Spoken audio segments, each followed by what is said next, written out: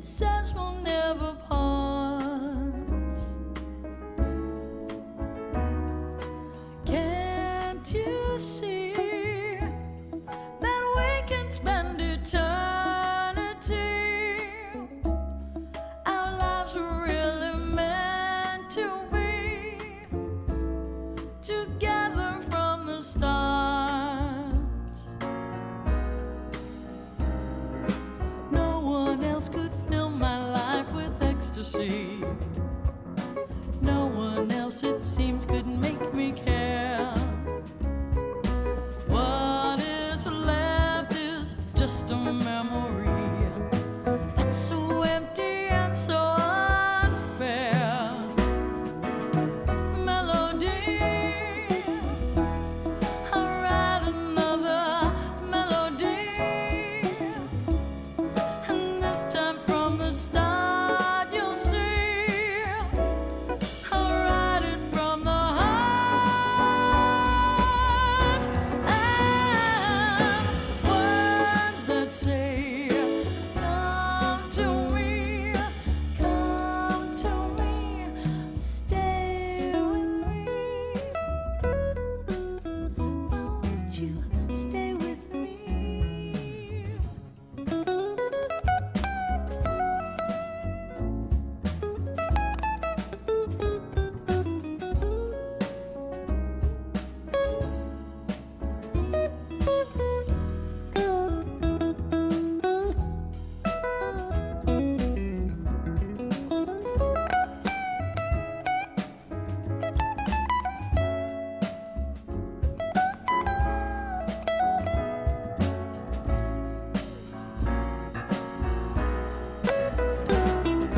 No one else could fill my life with ecstasy.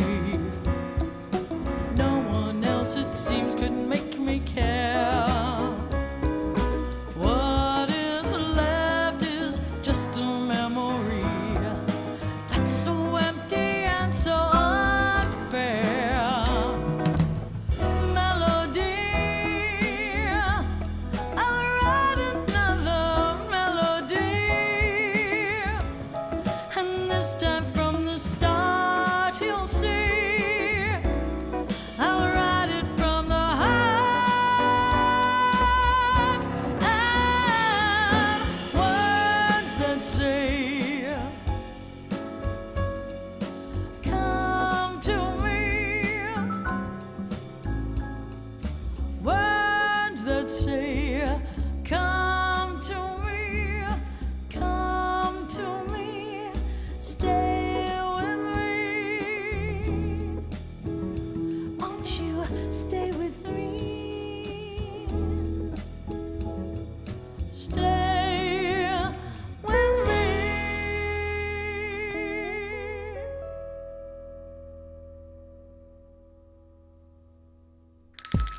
It's lunchtime and the Brooklyn Cafe is open for business. Live from the Amp Media Studios, Dawn and Freddie S. and their team are ready to serve up a huge portion of fun for lunch with friends and neighbors. So let's break open that lunch pail and unwrap that sandwich you brought and take a front row seat in the Brooklyn Cafe and get ready to enjoy some humor and hot topics. It's time to get a healthy serving of hope and happiness to help your day go by with a smile. Your hosts, Dawn and Freddie S., are ready to talk about food, health, dating, or just plain dream making. If you have a story to share, movie review, restaurant critique, or just a coincidental thing that happened to you, call in toll free 888-994-4995, Studio A right now. Sit back and enjoy your lunch break at the Brooklyn Cafe. Here are your hosts, Dawn and Freddie S.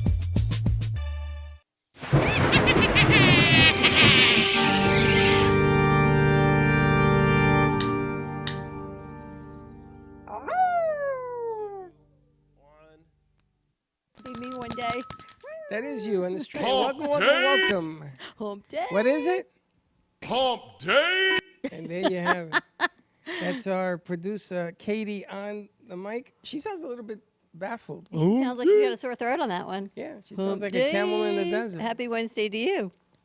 Happy Wednesday to you. Welcome to all our friends. Caring and sharing. As you can tell, we are in the lowest section today because Donnie is, I don't think you're going to be able to sit on those chairs. We're going to see what happens. We're going to Lot of give it a ouch. try. Happy Wednesday, everyone. Good afternoon, WGHT, New York, New Jersey. I feel like we haven't done this in a while, but it's only been a week. It's only been a week. I haven't done a show with you in a while, so. I'm sorry, your name is? Huh? Nice to meet you, too. Good to you be doing? back. Good All to I can be tell you is when you see a yellow curb, it means don't step on it. There is a reason not to step on it. So I got nothing more to say. Now, before we get my started, body doesn't bounce back like it once did. before we get started, three things I want to bring up. Some schoolwork or homework or whatever you call it. The first thing. Oh, what was I going to say? The first thing I want to wish Cece a happy birthday. Happy birthday, Cece Clevenger in the house. How old are you? 21. Happy birthday to you. And I feel it. Thank you so much. You feel it? Glad to have Dawn back too. Yeah. Thank you. I'm gonna tell you, this is like a day of hurts, a week of hurts. Everybody's hurting. So Cece's birthday is Monday. It was Monday. Yeah. You did something special. You went out with your wife somewhere. We went to the casino over in Coconut Creek and lost a little bit of money, and then she had to work most of the whole day, so I stayed home and studied for my medical assistant exam and just hung out with my puppy, and we had dinner and came home. Quiet birthday. Very nice. That was number one. Number two. Number two was our friend Jojo just came back from a wedding in Mexico. Mexico. And? In Mexico, they had a storm. They had a hurricane. Oh. So it grounded her flight on Saturday, and she hasn't been able to leave until the winds blow away so they can fly out, right? So they fly out, and then I'm reading the text, and Jojo, you know how she explains things. This plane apparently had to do a crash landing in Mexico City from wherever she was going. Apparently, the plane went sideways, and the guy went straight up to get out of this whirlwind that they were involved in. Now, I don't know how you can tell side from up and down, but she says she almost wanted to drive back from Mexico. No, you can take it. Everything's okay. So, welcome back, Jojo. All I can tell you is maybe JoJo should not be on anyone else's wedding list. In protection of JoJo, no more weddings for you. What happened to the last time she went to a wedding? She had a tib-fib fracture, and she was non-weight bearing for like 12 weeks. Yeah, so Jojo, if you're watching the show, no more No more leaving. weddings, JoJo. No Sorry, more we're cutting you planes. off any wedding list. This is only in your greatest. I feel like we're going to protect her. We're keeping you under the protection. No more weddings for JoJo. And if I had to take a plane and Jojo was on it, I would immediately get off it. Yeah. Right? Absolutely. What's But I'm that wondering movie, how her Josh? restaurant's doing. Final Destination. I spoke to her opening night. She had a soft open last Monday. Packed house. They had a Nice. waiting list of 3 hours. Nice, Packed house. nice. So I used that as an excuse. I said I was going to go up there with Cece. We're going to do some clever stuff up there. And we couldn't get in. She says, you were here? I said, yeah. They didn't let you in the door. They wouldn't let me. I couldn't even get to the door. Change of perspective Wednesday. It's interesting to sit here. Just totally different. Why? You've done this a Change of million perspective. times. I get to see the guests from a different perspective of the studio. It's kind of cool, kind of different. Anyway, happy Wednesday. Everything is good. We got our crew in check. We got Katie on board. Josh is somewhere over here. We got He's military fixing- on sound doing Oh, he's what up we there. do. We've got a new friend joining us today. We've got Sean Bemis of Luggage Hero. We've got our healer, author, kind of our spiritual guru joining us. We've got Frank Ruffolo in the house, and Christine, his editor, is kind of hanging out doing her thing. I said it's a good thing Christine does the editing, because imagine trying to hire an editor these days. You know, it's funny. We had a meeting today, and Dawn was bringing up the subject matter that when you do a magazine, you should be able to spell things correctly. She's laughing. And, and just by her laughing Yeah. to my left here, you experience this, Is that right? too much to ask? But the problem is that when you're a creative, you don't think about the spelling, right? You don't think about the spelling because you have this wonderful But if idea. you're creative, you're not the author. Frank, do you think about your spelling when you're writing?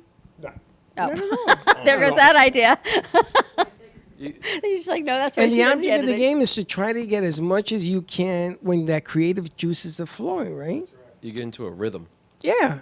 Is he up there? I'm You up get here. it? Oh, He's on my Oh, chair. there he is. Okay. Okay. Yeah. So I'm you here. get into this whole thing about, you have this philosophy, this great tidbit, something you're going to put in there, and you can't spell the word "the" fast enough. It isn't that the people don't know how to spell. It's that we have shortcuts, like me. I Yeah, can't but we spell don't for expect you beans. to spell. Like, I know that going in, See that this? spelling is You not your hearing this? forte. You hear it? When I first started working with Freddie and he would send me a contract to edit, I thought, okay, I don't understand why certain words in the middle of the sentence are capitalized. It I thought doesn't maybe matter. it's a production sentence thing. And I'd finally said to him, is this supposed to be capitalized? And he said, I don't know. I said, why is it? I don't know. You don't. He goes, you don't have to keep it that way. I'm thinking all my grammar skills, maybe it was different in contract negotiations, but apparently it was just a Freddie contract. English is my second language. Yeah, I don't think so. It is. You graduated college, though, at 14 or something crazy like that. It wasn't because I spoke English. Trust you me, it wasn't because of that. But I understand the flow of things. Like when I'm doing a production, I'll put in something magical. And then this one comes on and says, magical doesn't have an E in it. Kind of. It's kind of how it goes. So I said, so we'll fix it later. So I have to say I'm excited, but I want everyone to give us a call, 888-994-4995, Studio A. You've got some company coming in today. Yes, my sister's coming with Diane. It's exciting, right? I'm more excited, I think, than you are. I've never met Mimi. No, because my sister always has a way of messing things up. So she said she was leaving at 6, she left at 10. I told her if you go to Ocala to here, it's very, very far. I used to hang out in Ocala. I know how far that It's is. not that far. It's 5 hours. Yeah. And the way they drive, I'll see them probably tomorrow. You have your whole house set up, ready for her, ready for guests. You have guest rooms, nice new towels, little soaps in the sink. No, I'm not running a bed and breakfast. I got a towel that I haven't washed in a couple of weeks. Gio used it. Sheets are there. Jump in there if you want. You know what? It's okay. What am I going to do? I get home at 10 o'clock last night. I had a cup of coffee. I had a plate of food on this side. And I fell asleep watching TV. What, are you kidding me? I told her, listen, it is what it is. But it's been 4 years since before the pandemic. So every time Has you it? talk to Frankie in New York, Frankie's not here either. No, he's coming for Christmas, though. Wow, look at you. Oh, we'll have a big problem Look when at he you, comes. Tia. They're all coming in, Oh, God. which is pretty exciting. But my sister already warned me. She says, I don't want to be put on the show. I want you to stop talking about me. So obviously tomorrow will be Mimi Day. I want pictures. And boy, do I have some pictures. They were drinking the other day. Boy, do I have some pictures. I don't know. I got to tell you, tomorrow night, I don't know if anyone's in the studio of South Florida, but tomorrow night is Cafe on roller skates because we've got back-to-back double studios actually rolling tomorrow for a couple hours to back. We've done that before. We have not done that before in a while. In a while, It's but been we've a, done it's been a minute, as they say. Gina's going to be back on the air. Which I'm excited. I don't understand why we're doing Thanksgiving when it's not Halloween yet, but we are doing Halloween here on Monday. We're going So to what? be It's okay. our superheroes. We're from the doing that cafe. when? Tuesday? Monday. No, Monday's Halloween. Oh, So you ready? So you got to tune in. Frank, you should come on Monday. You should all come on Monday. To But you do gotta come Halloween. dressed You got to in come dressed in Halloween. costume on Monday. I don't know. We have Let's- to change your hat because you and Frank wearing these same outfits all the time is kind of crazy. I got to get you a pair of boots. Then you can look. I mean, really, you guys. He walks in and you're in the same color pants and shirt. Seriously? Like, do you Listen. plan this? Monday. Let's ask Frank, what would you, if you were to dress up for Halloween, what would it be? Dress up for Halloween, where would it be? What would you be? What would you come in as? Josh. The Grim Reaper. Well, that's an interesting one. Grim Reaper. That's an interesting choice. Why the Grim Reaper? I know. It's because everybody's going to be introduced to that guy eventually. You know, I was expecting something a little bit more spiritual from you. He is. He just took the other side of the approach, is all I can say. I can see him walk in in a box, a half a box, like a coffin, and he opens the door and closes the door. The Grim Reaper on the other side. I know that's all about. It goes back to our thing this morning that the only justice, the only person that will probably end up answering to at the end of the day is God, the universe, a greater answer. Because right now people are not answering to the regular authorities. Like Hebrew National, we're going to go back to that. Because what's been going on in this country, way Hebrew people. National. Don't you remember the commercial for Hebrew National? The We hot answer to a dogs? higher authority. Saying that hot dog. Yes, there used to be. You're too young to remember that, but You don't you remember remember that? that commercial? We have no beef or fillers in ours because we answer to a higher authority. I think we all need to answer to a higher authority because the A hot authority, dog guy? whatever I God wear my there hot dog is, shirt. You should wear your hot dog We shirt. got answer to a higher I think authority. Bailey's wearing it, but yes. Oh my God, Cece, what would you come in dressed at on Halloween? Probably either of my two favorite characters, Michael Myers or Jason Voorhees, from Friday the 13th or Halloween. Another horror. Yes. I'm a before big shock. horror fan. So we got the Grim Reaper, and we got Friday horror. the 13th. This is unbelievable. How about you, Sean? So I've never been a big Halloween person, so it's usually whatever my kids are wearing. So my 4-year-old a couple years ago went as Lightning McQueen, and I was her pit crew. So I threw on some coveralls. I had a screwdriver that I used to like change her tires after every That's trip because to you the were door, living in stuff Homestead. like that. So yeah, I was living in Homestead. That's then. why. So yeah. Why in Homestead? What's the difference? Homestead is where they got the raceway. Yeah, they Yes. have a NASCAR race there. Yes, I know. He was living in Homestead. Do you know I got involved in that? The police chased me. Down you know, to they- Homestead? Yeah, I went to do a gig, and I got lost down there. I mean, it's like a maze, you know. And I couldn't get out, and I ended up going into the entrance ramp because they were working. It's there was no racing; it was working. And I went on there, and I couldn't get off. I couldn't get away. I'm driving around the racetrack trying to find an exit. Like I came in, and the cops chased me. I'm gonna tell you something. The cops down there, they don't play. No. My boss had to get me out. They wanted to take me in lockup. I drove, Yeah. I drove a stock car at Homestead Racetrack. Did you drove a car? 150 miles an hour. No Wow. wonder why you're the Grim Reaper. What was that like? Ah, it was unbelievable. Unbelievable. You did it on purpose? No, Yeah. you can go on have an experience like a NASCAR experience or something. At like 150 miles an 50 hour? miles an hour. That's not an experience. That's just scary. Was there somebody in the car with you? Just Just me. you. Oh! Did you train to That's do that, or fun. you just did it? I just did it. They do that at a lot of the racetracks in Oh, Charlotte okay. and Go any Bristol, racetrack and do that. yeah. And they let you go fun. 150 miles an hour? Yeah. Fast as you can go. You can go over to Palm Beach International over here and bring your own car onto the drag strip and just go off there. A drag strip, I can see you going 150 miles an hour. Because if your car ain't that good, you ain't going to get It's that. easier at Homestead. The But whole at track Homestead, is like it's 3 circle. miles long. First of all, he's not an experienced driver. He'll go 150 Maybe. where It's you- only 150 though. only 150. You know, Frank does all these things. Pass people on the straightaway, everything. There was other cars when you Yeah. were doing. Okay, that's it. I'm done. Christine, Were you there? And you let him do that? when we you paid paid for for it, it's even it. better. Yeah, you got to pay to get on there and do it. Oh, you got to pay for death. I understand. How many other cars? I think it was 4 on my lap. 4 out at a time. And you went around one time?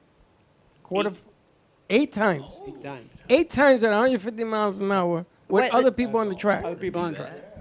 What was the highest speed you got up to? 150. You stayed at 150. Wow. Well, no, you got to turn on the hairpins. Did they even give you any advice on how to do this, or Nope. you just said go? Well, welcome to Florida. Did you wear headgear at least? Oh, I had a suit. Oh, I had okay. I had the the full suit, helmet. Oh, okay. Yeah. Do you mind telling me how much you paid for this? I don't remember what it was. Was it a lot? That's not $400 to die. But it was an unbelievable experience. $400 on a track going But look, 150 miles an hour. and here he And it is. isn't you. You trust yourself. I get that. But it's the other guy. Imagine me, CC. Ever notice that you always tell your kids, I trust you as a driver. It's everybody else that I'll I be worry going 50 about. miles an hour. I just got to make sure They this took- maniac they take doesn't you- hit they take me. you- They take you on. This is funny. They show you a video of what you're going to do. Then they take you in a van, all the drivers in a van, and they drive around the track. And the guy says, you pull out in the track, we're going down the straightaway, and the guy says, okay, when you come to the end of the straightaway, you're going to see a little cone on the right side. When you see that little cone, that's when you got to prepare to turn, make your left. He goes, then after we passed the cone, the guy goes, but never mind, as fast as you're going to drive, you're not going to see that cone. So just prepare to turn. But I'm bummed. There goes the code. Did anybody have an accident? No, they have. You have to sign your life away to get on that. They don't take blame for anything. You got to sign your life away. Do But you hit it- the brake when you turn to the left? No. You don't hit the brake? No. Ooh. The car stays on the track? They have those gummy tires, right? It drifts up. Oh, CC, going 800 105 horsepower. Going 150 miles an hour. Unless it hits a cloud, it don't matter how much let me it tell drifts you. up. Yeah. I went in November, so they tell you to wear shorts because you got to put a full fire suit on. So when we went there, it was like, I don't think it was maybe in the 70s. It was a nice cool day for Florida. You get in that car and you sit, and you're sitting right in back of the motor. Right in back of the motor. Yeah, because there's just a firewall in the motor, and then you're sitting a couple inches off the ground. The heat inside that car was ridiculous. And all I can think of is these guys doing 3 or 4 hours in the middle of August going around Daytona. Crazy. That's insane. You always like cars, racing? Yeah. Yep. So what made you want to do that? It was not like, yeah, I love it. It was You like, know, yeah, just a bucket list thing. an You experience. jump out of a plane too? No way. Well, if you're talking bucket lists. Oh, you won't do that. I will But you'll jump out drive of that plane. 150 miles an hour with 3 strangers around you. It's because he was in control of the wheel. Oh, yeah. When you jump out of a plane, you're not in control of anything. You're in control of the bird you're going to hit on the way down. That's about On it. the way down. You ever Oh, jump my- out of a plane? I'd love to, but I don't think my heart could take it now. When I was younger, I would. Because it's You're one of the 45, CC. airplanes are one of probably the most scariest thing for me. Ever since I seen La Bamba when I was 7 years old and the plane crashed. La and- Bamba. Yeah. The movie La see. Bamba with Lou Diamond Phillips. Yeah. So So you won't jump out of a plane. You won't jump out of I a plane, would but now, you'll drive. but if I could do it, I'd do it. Just Oh, I can hook get you over, up. I have get a over friend. the fear of it. Yeah. I got a friend. You want me to hook you up to do it? Sure, let's do it. You No, want to no, do it no, with no, me? no, no, not let's do it. You ain't got to. Would you go in a hot air balloon? Absolutely not. See, I totally want to do that. I broke up with a girl over that in New York. You don't find it romantic? Are you crazy? The thing goes up there. The guy doesn't know what it's going Ever to see do. the rom-coms, you know, when they're proposing and they go up and it's beautiful and magical and I say, close your eyes. Imagine you're in a hot air balloon. Here, get married. No, I'm not going in a hot air. She took me out to get in this thing. I says, I'm not doing it. I'm afraid of heights. I look down up there, I get dizzy. Can you imagine seeing things this big? Not doing it. All right, we're going to take a quick commercial break. More to come when we come back. 888-994-4995. If you're in the area, come on down to the cafe tomorrow night or Monday. Let's see how we're going to celebrate Halloween. I know for Katie, I just need some candy. Stay tuned, and we will be right back. Planning for the future should not be painful and needs to be discussed.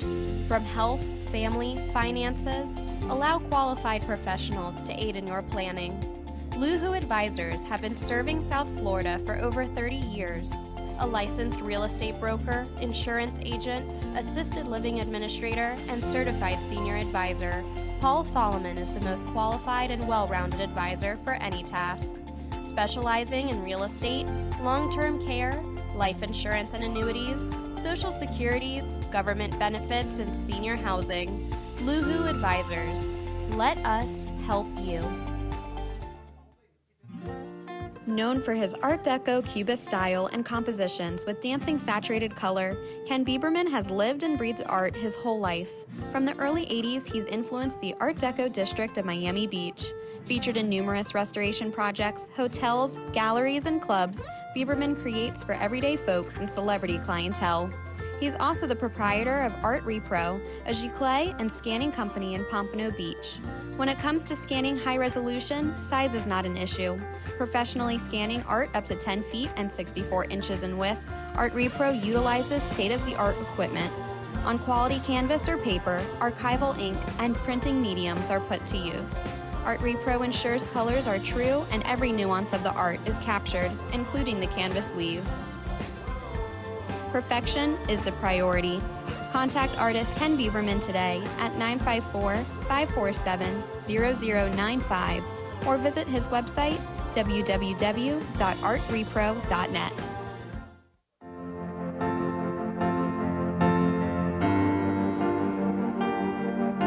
Being a successful woman in business means having the courage to own who you are.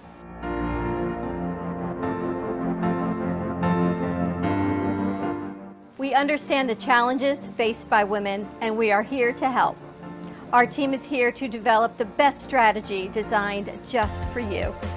Your path is unique, and with the right tools, you can accomplish your dream. From radio to TV, from podcasting to magazines, we create the visibility to amplify your impact in business. At New Dawn Media, we are here to help bring your message forward and help your business flourish. It is time for your message to be seen and your voice to be heard. Contact us at 866-224-5422 or brooklyncafe.tv. Your voice can make a difference.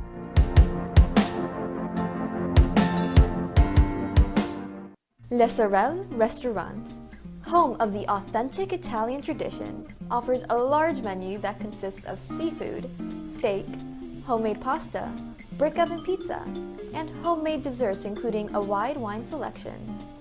We also have the best bar in Boca Raton with delicious cocktails, homemade limoncello, cappuccino, Italian espresso, brandy, and other specialties. Open every day with a lunch and dinner menu. For more information or to make a reservation, contact lesorelrestaurant.com or call 561-235-5301.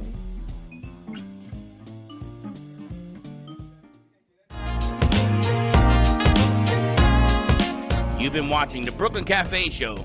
Join us each day and after hours as we talk about the hot topics to open the conversations and share a few laughs. Now, back to Dawn and Freddie S. And we're back. And Judge, if your mom is watching, no, I will not encourage your son to go on a racetrack. But, She'll go on it with me. Your mom's gonna go? She'll definitely go in the other car. She's gonna Like drive. I'll be in one car and she'll be in the other car. and she'll let you do it. Oh, definitely. Wow, that's a cool mom. And the Grim Reaper. That's why the Grim Reaper is here. Go walk around with a car, and if he hands you the car, run. Takes Halloween to a whole nother level. Unbelievable. All right, let's talk to Sean. I met Sean. I got to tell you, I give Sean a ton of credit. He sent us it's not a cold call, but essentially a cold call email, asking if we were interested in working with his company and making some extra money. And I was so intrigued by the email because it was so well written. And yes, the spelling was all right. How was the spelling? The spelling was right. The grammar was right. And it was just enough of intrigue. And I'm like, all right, let's see what it is. So I presented it to our crew and I said, read this email. What do you think? Because what people don't know, we have different students in here that come from different universities. And I wanted their take on it. So the first one says, the spelling's good. Let's check out the website. They went through all the list of things to do. But I was so impressed just by the fact that, I don't even know how you found us, that you sent us this cold email. So you came up and you work with Luggage Hero, which is an interesting concept. You're the only U.S. representative in sales for this company. And you came up and you told me your story. He is a vet, 20 years? Yes, 20-year 20 years. veteran. And so thank you for your service. Thank you. And I'm glad that our military is here. Also, Daniel's here. And you're just your story of what you've been through and meeting your wife by happenstance. And it's funny you're with Frank because he'll love that story also. It was just so intriguing. I said, come back and let's have a little chit chat. So welcome. Yeah, thank you. It's great to be here. So let's start. Tell us about Luggage Hero. Yeah, so we are a Danish startup company, been around since 2016. And at the heart of it, like you said, we offer temporary luggage storage solutions for mostly travelers, but really anyone that needs it. So we partner with local businesses, brick and mortar, whether it's hotels, dry cleaners, convenience stores, coffee shops, you name it. If it's got a brick and mortar location, we'll partner with them. And you just go through our app, or now actually we're on Google Maps. You can just go into the shop and you just make a reservation, drop off your luggage. That way you can go about touring the city, checking things out, whatever it is, without worrying about your bags. Come back whenever you're ready to pick them up, and everything's paid through the app. It's all done through the app. Everything is done through the app. So no cash, nothing like that. It's just all done right there. It's an amazing concept. And the businesses, if you're looking to make extra money, you get paid per bag, per hour, per day, whatever the arrangement is. Correct. Yes. Yeah. So we're the only ones that offer a by hour model as well as by day. And with our partners, it's a 50-50 split on the commission. And then we were the first in the industry to offer tipping, and that's 100% the shop owners' money to keep for their employees, equipment, whatever they need. That's 100% theirs. I got a couple of questions. He's trying to find room in here to do this. Oh, no, I came up with a concept. I told him You my got the concept. loft. Well, I told him the concept. Oh, you got the loft. And I told him how we would dress up to pick up the, to carry the bags and everything else, and it's going to be looking high class.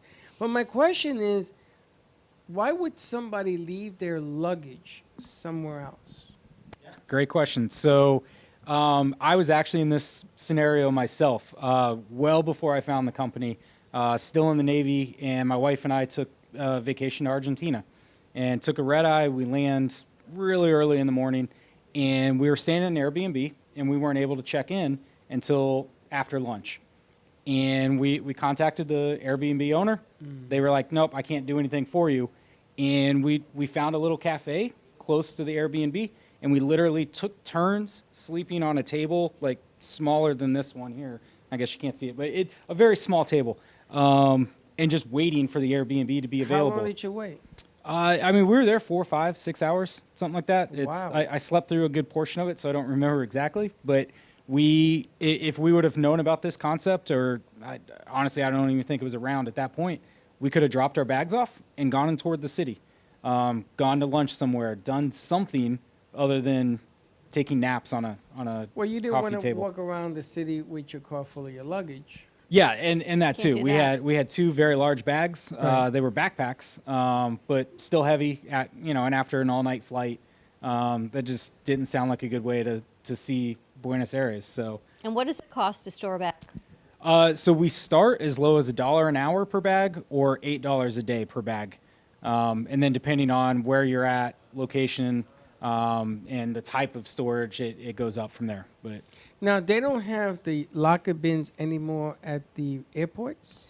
They do some, but think if you're on your way out of a city, you would have to go all the way out Right to the airport, drop it off, and then go back to the city to go do something.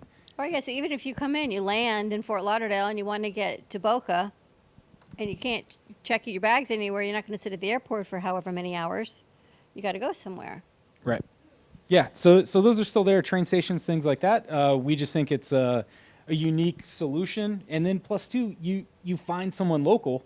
Hey, what is there to do here? Where is it? Some of the places we're partnered with are great places to eat, grab a cup of coffee, things like that.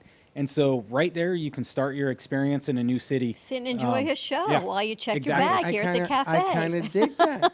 And we could put it back there for the first 24 hours, and then we can move it up there. That'll hold 100 bags. I just Easy. thought of up there when I'm just looking up there. Yes, Yeah. No, that'd be great. Absolutely. which I'm is all in interesting. on But I that. was so intrigued that you wrote this email. So I said to Sean, I said, are you in the marketing business? Were you in sales and marketing? He says, no. I'm like, what did you do? And he was in the Navy for 20 years. 20 years. Yes, 20 years. You're a lifer.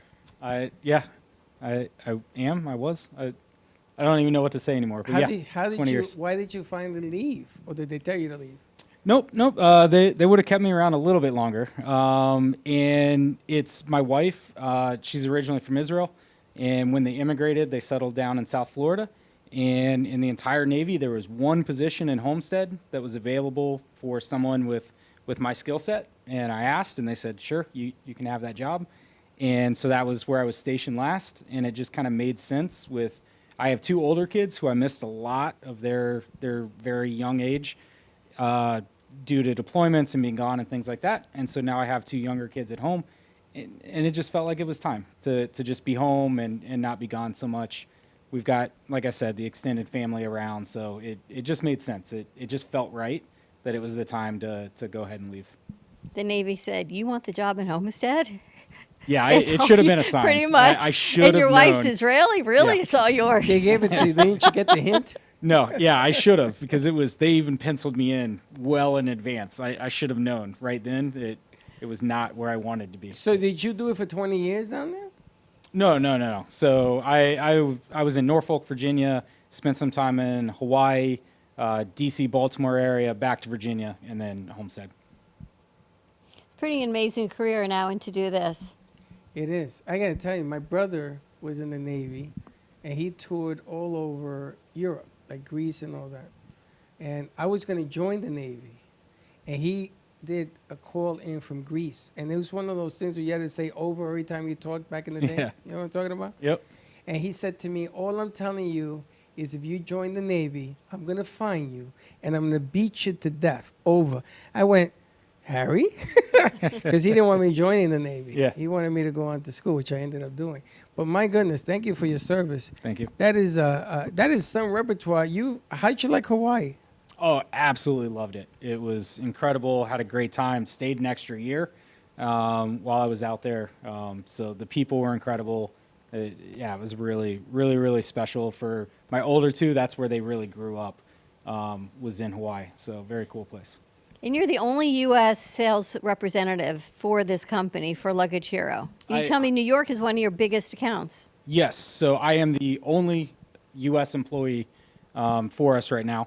And New York is our largest U.S. market and our second largest market worldwide.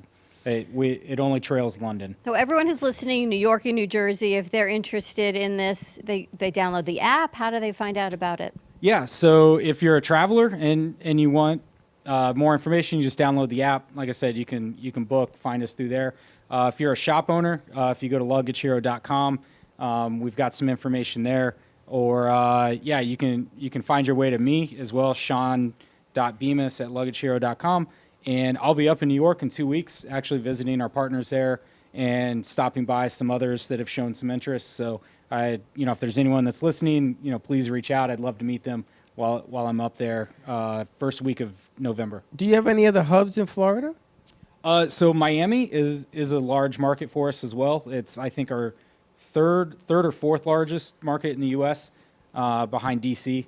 So yeah, it's the founder and the vice president of operations came over at the beginning of this year for 6 months with their families. So Danish families were living in Key Biscayne, and they mostly came over to hire me and to set things up.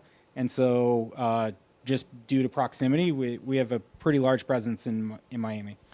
I like this. We could do shows, we could do food, we could do all sorts of stuff with them. I think we can push this out, even give them a tour. Of the cafe?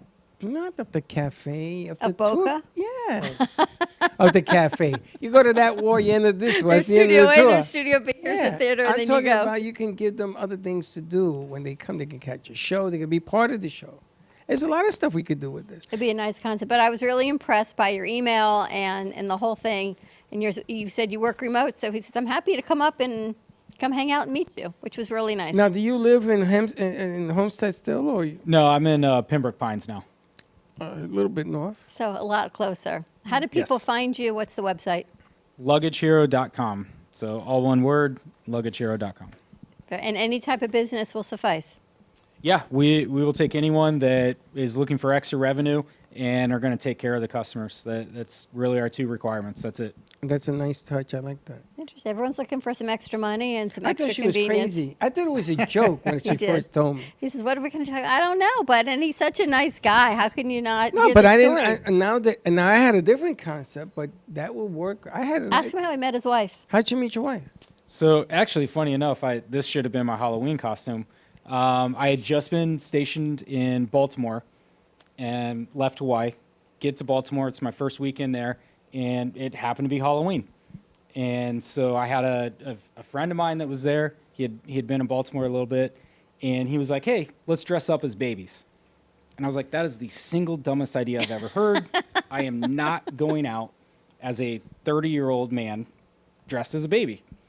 And a couple of gin and tonics later, I'm at Walmart buying adult diapers and a Super Mario youth large shirt and throwing it on. And I was just out in Baltimore on Halloween, and my wife just happened to walk by. She was dressed as an IKEA bag. She had taken one and fashioned it into a dress. And she just walked by, and I stopped her, and I was like, "You have beautiful eyes." And she was like, "This guy, I want nothing to do with him." And I asked for her number, and she said no. And as you can imagine, if you have a phone and you're wearing a diaper, there's only one place you can keep it. And so I pulled my phone out and said, I just pulled a phone out of my diaper. I'd really love your number. She said, okay, that was funny. I will give you my number. Kind of a cool I gotta story, meet right? her. I gotta meet I her. got to tell you, I just thought the stories all the way around were great. One of the greatest things we get to do is not only spotlight business, which is what we do for business, but it's to hear people's stories. And I think that is one of the greatest things that I get to do here. Luggage man wearing a diaper. That should be your Halloween costume. You could be a giant Yeah. baby holding a piece of luggage. It should be, yeah. I'm not sure why I didn't think of that. when Hilarious. We were talking about Luggage. it earlier. We have one of our producer. We have a comic strip being made of all of us, and he has to wear a diaper. Oh, yeah. I brought it for him, and he doesn't want to wear it. And I says, you could put it on over your pants if you're so whatever. Yeah, yeah. It's not a big deal. He says, what grown person will wear that? And there you Now, go, you're- luggagehero.com, There you go. We'll tell Braxton. which is awesome. So welcome. See how we can work Yeah. together. And anyone that's interested, you can contact Sean through the website. Is that the best way? Yeah, that's the best way. Just reach out there and it'll get to me. luggagehero.com.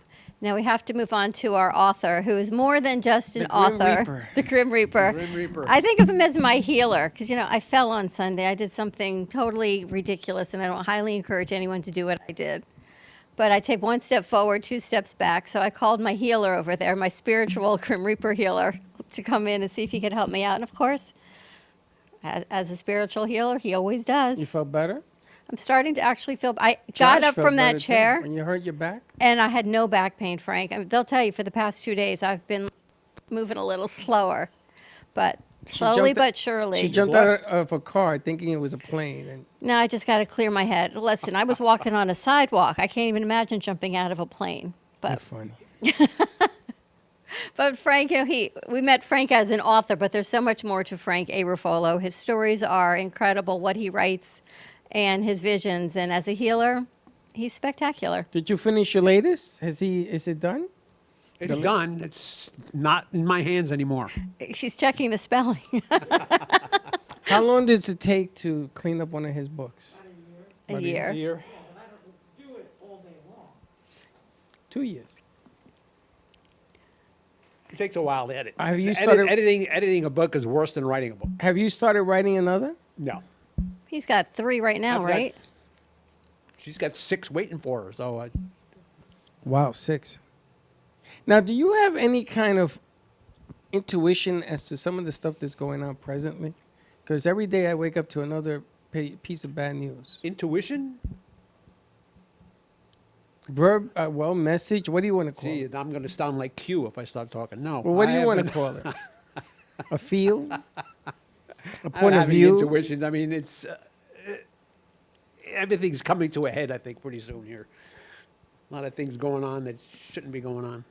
There's a lot of things going on. The pandemic changed so many things. We were talking earlier, people's outlook on work, making money, experience. I mean, look at the amount of work you've put in to serve our country. We were talking about this morning. Yeah.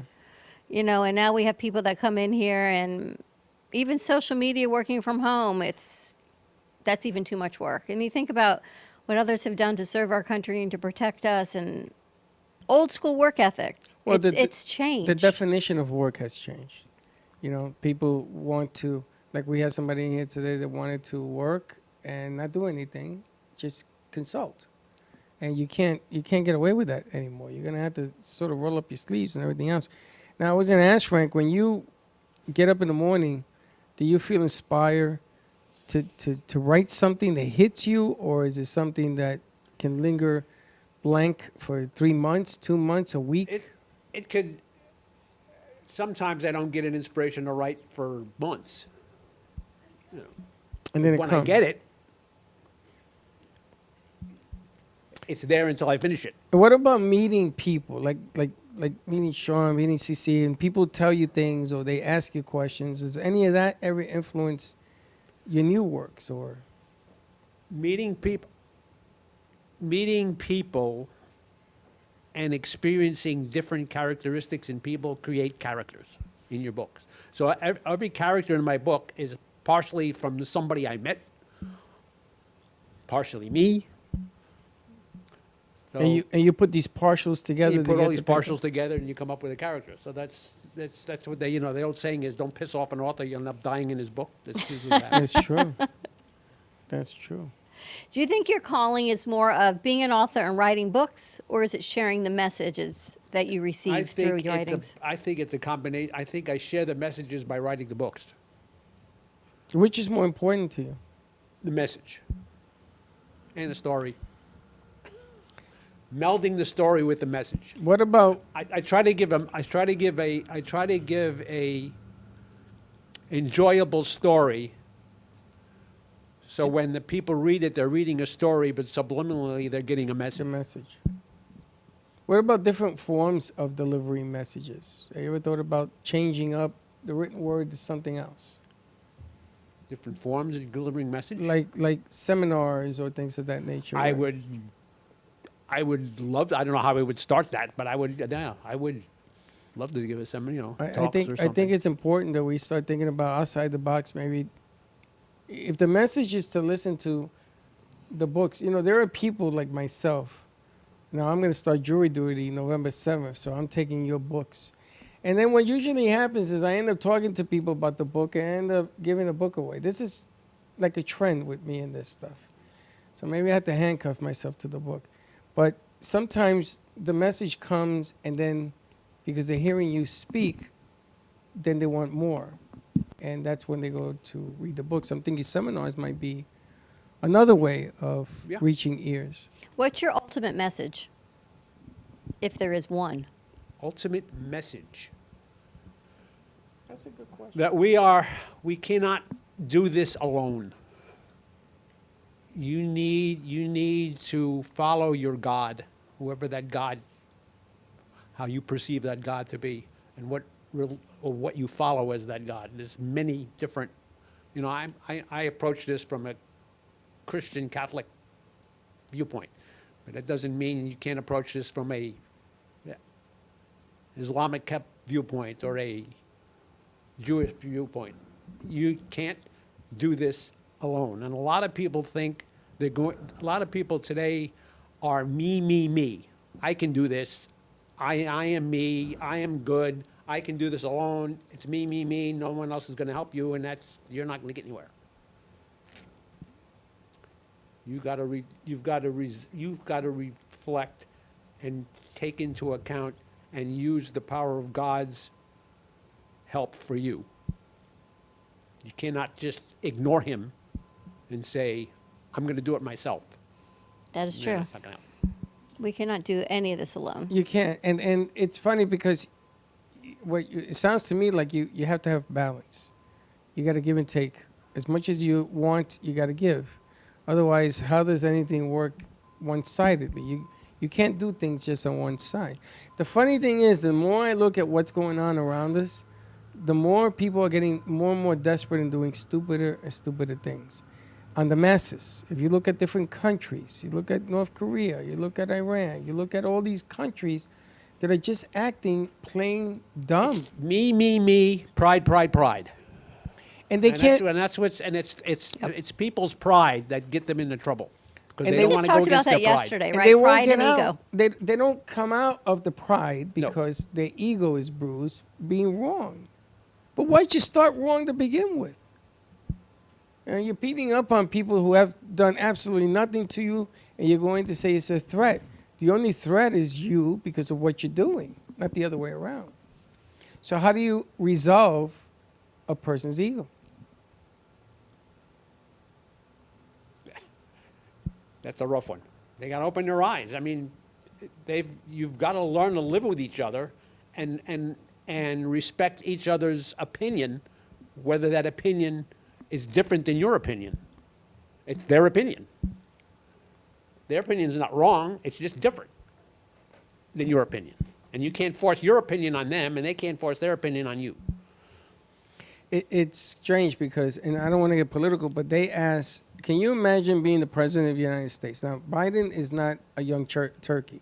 He's been around, and he's talked to many, many people. He's gotten tons of advice, I'm sure, from left, center, middle. Or can you imagine waking up and getting advice? How do you undo what's happening right now in Europe? And it came to me this morning that you're going to have to lock yourself in a room with nobody else, him and Putin. And that's the end of it. And if you can't do that, you're not going to resolve this issue. I have to ask Sean, were you serving during 9/11? Because I know we're about 20 years. I don't know where you feel in this. So I was speaking to recruiters on September 12th. So I was not currently serving. That's what led me into the Navy. So that's what impacted you to join. Yes. What about that did you say? Because other people could have said, I'm out, I'm not getting involved. But you always say to me, who runs into the flame? You ran right into the flame the next day, essentially. Yeah, it was just the feeling of, it's a good question. The feelings, it's been a while. But, desperation, anger, that it happened here, and just feeling that I was in a position that I could do something about it. You were in New York? No, You were I here? wasn't. I was in Indiana. That's where I'm from. And yeah, but just sitting there and trying to figure out, what can I do about it? And so I spoke with, all the armed services and then settled on the Navy. But yeah. Irving was there. Irving and I were there. But he didn't enlist, or did he? No, he was a cop in New York City when that occurred. We all tried to get down to 9/11. They wouldn't take me. They sent me home. Yeah. I wasn't the person that they needed down there. And I look at all the people getting sick and everything else. But, it's an interesting point, Frank, that you brought up, because ego will deter and destroy everything around us. And we got to go to our next hour. And the funny thing is that we have adopted our vet. We got two now, Oh, we got two? All Well, right. we got two adopted and- two vets. right? So adopt a vet, as Tracy said yesterday. Tracy from Connections with Tracy says, adopt a vet. Veterans Day is right around the corner. And I asked her what that meant. And she said, just extend an act of kindness to someone that has served our country. That's right. I said, simple as that? She said, simple as that. So think about it. I know Halloween's first, but we're rolling right into November and Veterans Day. And without our veterans and our active military, we would not be in the position to even make stupid choices that people make, because we wouldn't even have those Good point. options. So Good point. thank you all for your service, WGHT. We will see you next week. Or if you want to stay tuned, we'll see you on the other side of this top of the hour commercial break. And we will be right back. When it comes to investigative services, you can't settle for inattentive or irresponsible services. PI Network of Florida is a firm that you can rely on for actionable insight for personal or professional matters. From surveillance and insurance claims to background checks and identity theft, the investigative services are extensive. With over 30 years experience and 2 decades of serving the community, PI Network of Florida is trustworthy and reliable. Call today at 786-768-4394. Trust your gut. Trust PI Network of Florida. Born in Marseille, France, Max Lazega creates whimsical and free-flowing interpretive art. His 40 years in the construction industry created the foundation for his craft. His unique work displays his view of the future with bold and playful combinations of materials and processes, but the methodology remains consistent.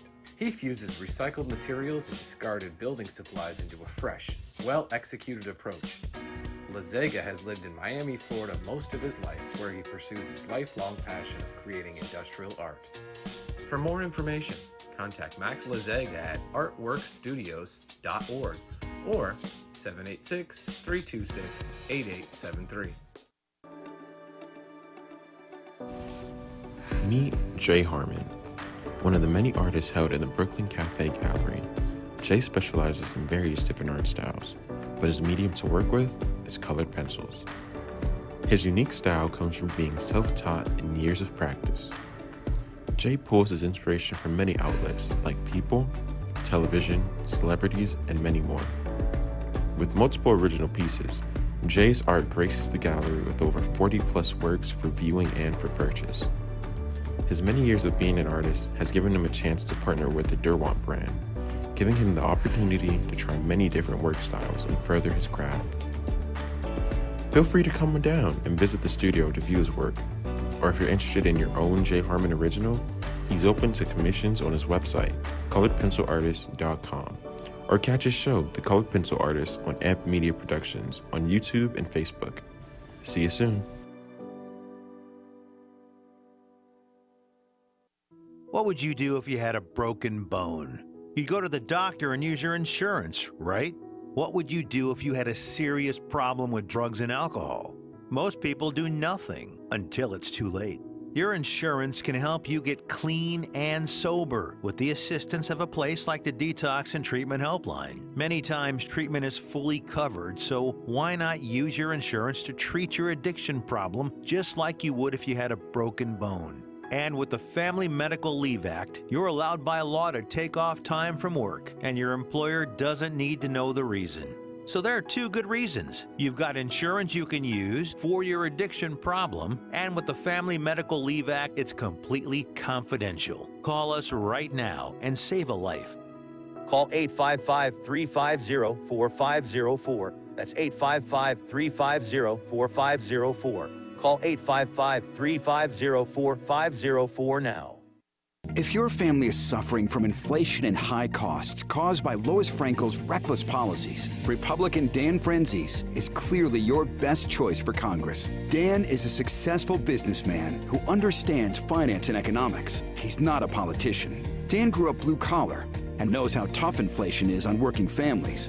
Dan Franzese will go to Washington and fight the liberals who are killing us with inflation. Dan Franzese for Congress. I'm Dan Franzese, and I approve this message. Artist Rosie Sherman paints her passions to share with everyone. Expressing herself through bold and vibrant colors, her suggestion and style are always in flux.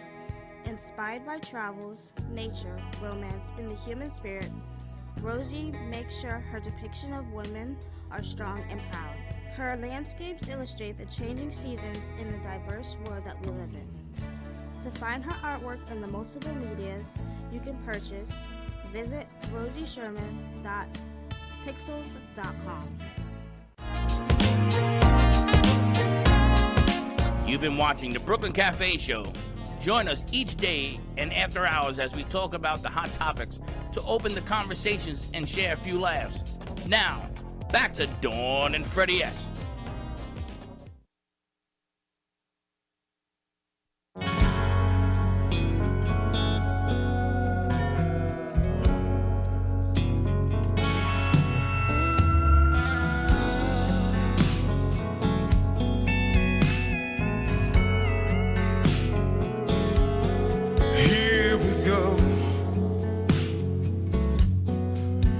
Just stepped into the ring again, toe to toe.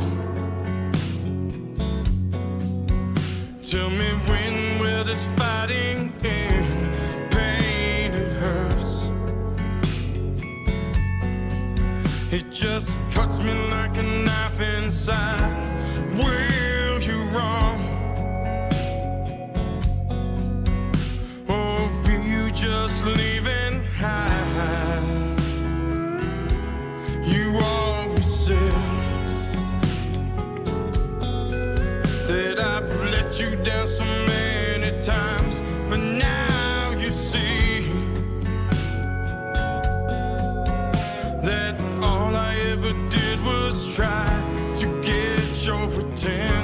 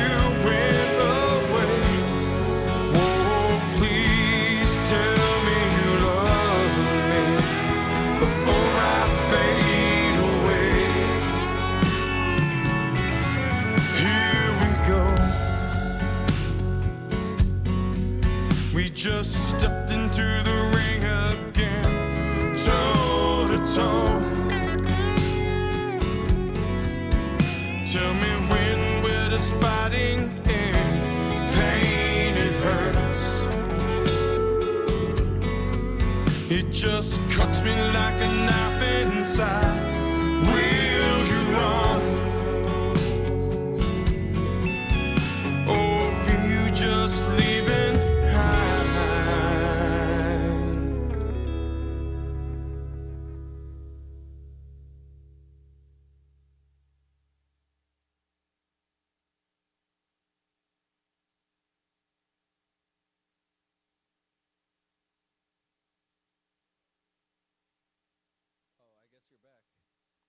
Thank you. Thank you very much. And the rejoiner. I don't have a mic Thank you very either. much. And we're back. We were so enthralled by the music. Do you know that when I got my driver's license here in the States, this is going back a while, because I had my driver's license in Puerto Rico. All I had to do was give them, and they traded me the license. Because Puerto Rico is part of the United States. No, Yes. I understand that, but the roads and all that were different back then. So I gave it to her, and she gave me back a license. Now you have to take a road test. I don't know if that's true. Is that true? No, I didn't have to. When I transferred from Tennessee, I just had to take an Hey, eye exam. and Einstein. then- yeah. Tennessee's in the country. So Well, is it doesn't Puerto matter. Rico. I mean, you still have to trade your license for. You know. Well, if you go, when I came to Florida, I traded they take the vision. Yeah. Yeah, that they want to make sure you don't need glasses. Yeah. But in Puerto Rico, it's a whole different country. So Do you I drive thought on the left side? But What? okay. Do you drive on the left side? you drive on one side. There is only the two-way lanes is one lane in Puerto Ah, Rico. okay. And when you're on a mountain, that could be very adventuresome. One way up, one way down? Yeah. And so when I gave her the license, she gave it back to me and says, "What's wrong with this country? How do you know I can drive?" She says, "Trust me, if you know how to drive and they gave you this, that means you can drive here."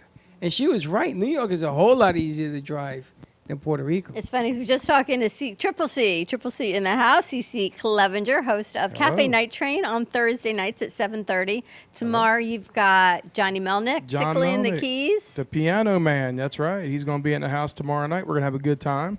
He's going to be playing a lot of his great music. He's a phenomenal piano player, so we're looking forward to it. The piano was all tuned up. Actually, one of his buddies came and tuned it. That was his buddy? He It said, what? "Tell Johnny that I was here tuning the Oh, piano." yeah, that's right. So that was kind of cool. That was cool. Now, do you play the piano? I play a little bit of the piano, and I play a little bit of bass guitar. How come we and never I'm a- heard you play the piano? I played here one time before. You just weren't listening. You remember that? Welcome to my world. I now. played The Rose by Conway Twitty. You played the Rose? Yeah. By Conway Twitty. Conway Twitty redid the Rose song, and then Bette Midler did it And you after play Conway it? Twitty. Huh? You play that? Yeah, of course. Hey, Josh. No, not right now. No. Let's set up that camera on the let's piano. Let's get the piano ready. No, Yep. no, no. It's not going to sound that great. On the other believe me. side of this I don't- commercial break, we're First going of all, to do that. The Yeah. Rose is my favorite movie. So it don't matter what it sounds So much so that when they do Movie Wars, the only question we know Freddie's going to get right is that one. Is the Bette That's Midler like a one? Yeah. give me. What's when my Freddie goes, favorite my movie?" favorite movie, I'm like, The Rose. No, but I want you to play. It's definitely not going to sound anywhere near it's Don't supposed be to. so judgmental. Because if I go up there and play it, that definitely ain't going to sound good. I'll have my wife telling me to stick to singing. That's what it'll sound like. No, I want to see you play the piano. But I'm loving the new branding of Triple C. Josh, it is, let's- and let's hook 'em up. let me tell you something. The man Josh up there designed the logo, and he came up with a great concept, and he is amazing. Tell us. Thank you to Josh for designing that logo, and I'm It's actually great. getting Josh a lot more business coming his way soon. Nice. What's the whole idea behind the branding of Triple C? So instead of going on stage and saying CC Clevenger or writing out CC Clevenger, the last name is pretty long for people. So we wanted to shorten it down and more simplify it. So Triple C, there's 3 C's, CC Clevenger. So it's a lot shorter. It's a lot easier to say. It looks good on T-shirts and hats and then things that when we put it on Facebook, we polled everybody. We put it on hats, a T-shirt, a hoodie, a coffee mug. Everybody's raving about it. They want it in different colors. So it's definitely something that we're going to pursue. I actually trademarked it, put my application in for the trademark. Nice. So we're gonna keep it and we're gonna keep going with it. Very Triple nice. C. And I like the star. I like the whole effect. I think it's fantastic. Josh did an amazing job on it. I really commend him for that. He's really great. Now, great is this graphic going designer. to be it's going to be about the music? It's going to be about production? Are you going to be producing other artists or just yourself? It's always going to be about the music because that's my first love. Just like Mr. Frank here said, the message. And, you know, I can relate to that because every song that I write has a message for people to get. I Don't Have to Like You, the song we just heard, had a message. You might have somebody in your family or somebody close to you that you really don't like, but you love them. You're always going to have that love for them, even though sometimes they act a way where you don't like them. So you always have that hidden love for people. You don't have to like somebody to love them. So that was the message behind that song. I have a lot more songs that if you just break it down, like Freedom Hymn is a positive message for everybody in the military. Thank you, sir. I appreciate your service. Thank you. I love our military family, my whole family, except for me. I was the only one that didn't get to go in the military. And this the only way that I can support the military and thank them is to sing to them. So that's what I try to do every single time.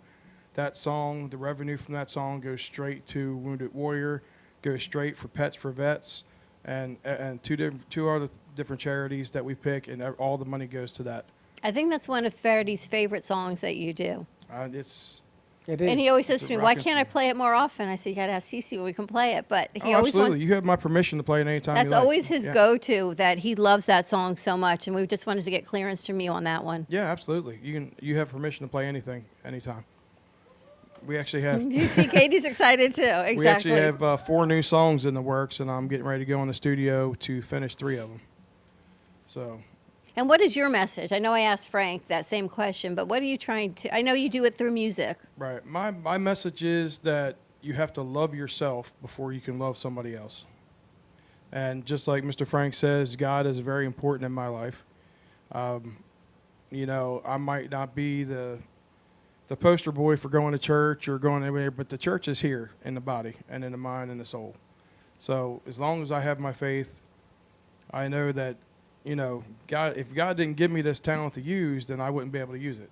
So I want to go out there. I want to say, please take care of yourself, love yourself, and that'll give you the gateway to love somebody else and spread the positive messages. Do you ever think, 'cause I know some things changed in your career the past couple months. Yes. Do you go to the why me did this happen, or do you take a different perspective? I'm just getting out of the why me phase, to be honest with you. I had a rough last couple months with the big change that went on. And, you know, it affected me, it affected my wife, it affected our whole house, the aura that was in the household.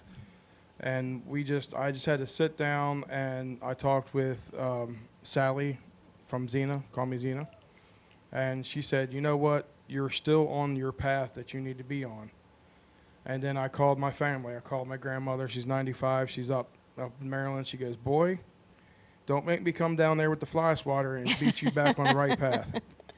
So, you know, just hearing and, you know, the fans and the family from Facebook and social media and everything telling me never to give up. Don't give up. You're our hero up home. It put my mind back into the state where, you know what? You've been knocked down so many times and you got back up and fought. It's time to get back up and start fighting again. So that's what we're going to do. We're going to keep moving forward step by step. I'm going to get back on the diet train. I gained a few pounds, stress eating. I've already been writing new songs. I've had lyrics in my head at 3 o'clock like yesterday morning. I had to get up and write them down, take the dog out because I woke her up, and then come back in and finish the song. And then we got 3 new songs coming now. Which will be great. And people can download everything? I'm still on Spotify. I Don't Have to Like You and Freedom Hymn still on Spotify. We've got 510,700 streams on Nice. I Don't Have to Like You. Freedom Hymn is up to 2,700. It's going a little bit slower than the other one, but we just have to promote it more. We play this song all the time, at least 3 days a week, so we should start playing Freedom Hymn. Freedom Hymn We is- actually hit 1 million on Roku, so we should be Yeah. promoting you a whole lot more with your music. We the next song, I don't know if you guys can play it on here or not. It's the song called Nobody that has that message. You know. Yeah, I'm not sure about that one. But we the one after that is called Wreck Without You, and it's a good song. So we're gonna try to get that. I might even get Josh to learn how to play it, and we can do it acoustically on the show. What's tomorrow? What are you playing? What is it? What are you going to play tomorrow night? Tomorrow, I haven't decided tomorrow. I'm gonna try to think about a good maybe a piano song to intro John to, and maybe a Billy Joel song or something like that. Nice. To do song. You did a nice job last week. Thank We- you. we I mean, changed the I'm format. getting more comfortable with it, and now I know that we have a structure, and I can plan for it. I can get my head right, and it's all about the artist coming in and entertaining the show. So it's great to get that publicity for the artist that comes in, and also represent the show and just make it a whole experience for everybody. Yeah, because Andrew loves doing Night Train so much, one of our producers, so we had to get some new equipment so he can get some extra camera angles because the crew has gotten so into the camera angles of the guitars. They even got it down to the pick. That's I think you two, they were playing with the lighter. I got to call him also. Now they want to take this new equipment and do a down pan shot on the keys of the piano for tomorrow night. So we had to get some new tripods in here for that. Yep, and it's amazing because when this first came up, everybody was asking, why are we doing it? And then I said, I don't know why. I did a Frank card. I said, let's play this card and find out what happens. He was making you're making us work. Thursday nights by 7:30, we're tired, and it's just easier to do an interview show and turn on the cameras. And he says, nope. I ain't doing He's got easy. music and costumes and lighting, and we all said to you, including me, why are we doing this? But the interesting thing is that they've responded. Yeah. Because it challenges their skills, their camera angles, their looks, and everything else. And then it challenges you. That's right. Because we ain't got time for the meal why. I told you this. We ain't got time. And what I love about it, I say, Cece, I need you to play the piano. Just do it. Forget about what it sounds like, man, because everybody knows that what you do sounds good. Forget about all that. We'll give it a shot. How about that? I got no problem with that. All right. But this is what it's all about. I'm going to talk to Frank about now on Monday at 7. I want Frank to do me a favor. Because you know something, if you don't take a shot, man, you ain't never going to score. Or Tuesday. Or Tuesday. Well, let's see what he can do for Yeah. us. If you don't take a shot, you're never going to score. That's why I tell Josh every single day, just do. Putting the message out. You know, Sunday when I fell, Chuck says to me, do you have the why me syndrome? I said, no. I said, because I'm me, I'm okay. I said, because I'm who I am, I thankfully didn't walk away with more injuries. So I have the other approach to It could have been worse. Exactly my point. So I'm grateful that it was only what it was. You just got to heal up It's and just you been got to 3 go. days. I mean, it's been 3 days. That's it. That's it. But exactly. So I didn't go to the why me. I was, you know what? I'm grateful it wasn't worse. Everybody has a story of tragedy, whether you lose somebody or whatever. JoJo barely is escaping that plane ride. Everybody has a tragedy. And all you got to do is you got to brush it off, and you got to find that next step. You got to find a fresh perspective, I think, or the message. Like Frank was saying, we all answer to a higher authority. We cannot do this alone at all. That's right. Never be bigger than the game, as they used to say in the old days. You Yeah. become bigger than the game, you're going to have a problem. My brother taught me that from the military. Never be bigger than the game. That's an old Navy saying, he said. Yeah, no, it's definitely a big theme. It's shipmate self. So it's how you take care of the ship, then you take care of your buddies, and then you take care of yourself. What made you choose the Navy? I knew the Navy was always going to be there. I actually assumed the wars would be over before 20 years. But I figured the Navy would always be there. They'd be the first ones. They'd be showing up. They'd always be forward. And so I wanted to be a part of that. And to be honest, just the recruiter was better. He was just a better salesman than the armies. Isn't that So- interesting? Like even that's a business when you say it that Absolutely. way. No, absolutely. I was interested in intelligence, and the Navy recruiter knew, he worked in intel. He knew about it. The Army recruiter didn't. I said, okay, cool. Put me in touch with someone. He was like, I don't know anyone. And I was like, well, then I'm Then I not can't- interested. right. I'm going to go next door. So He's secret ops. Another secret op. My brother, they gave him the store on the ship. He was on the Nimitz. that's a very powerful man. He was on the Nimitz.